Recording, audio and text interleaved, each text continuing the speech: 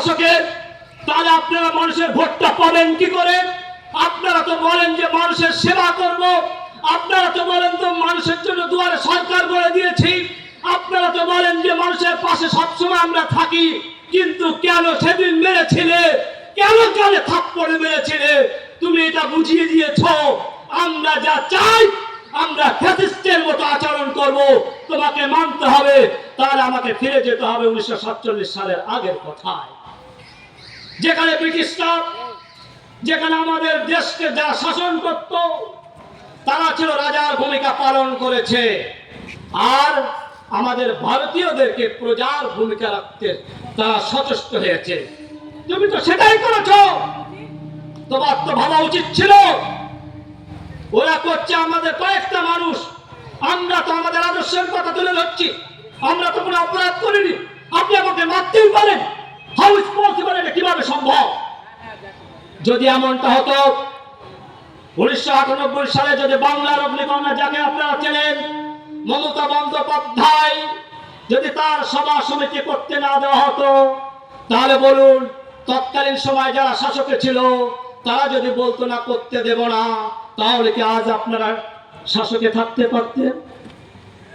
তাহলে এই যা কর্মকাণ্ড আমরা করছি, আমাদের সামনে যা আমরা দেখতে পাচ্ছি, এটা তৈরি হলো ভায়োলেন্স, সহিংসতা তৈরি হলো।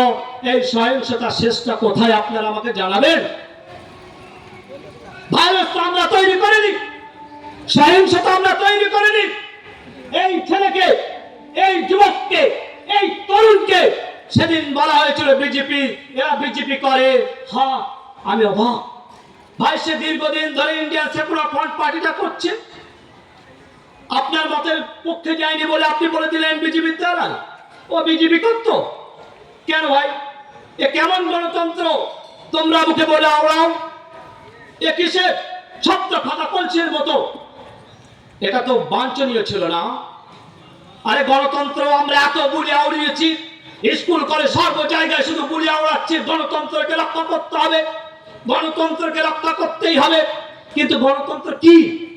আপনি যদি ভুল করেন, পরবর্তীতে সে যদি ঠিক করে, তার যদি সুযোগ থাকে, সে যদি বলে যে না এটা 10টা মানুষের কল্যাণ হবে, 100টা মানুষের কল্যাণ হবে, বাঙালি জাতির কল্যাণ হবে, পশ্চিমবঙ্গবাসীর মঙ্গল হবে, এটার নামই তো গণতন্ত্র। গণতন্ত্র লড়াই হবে।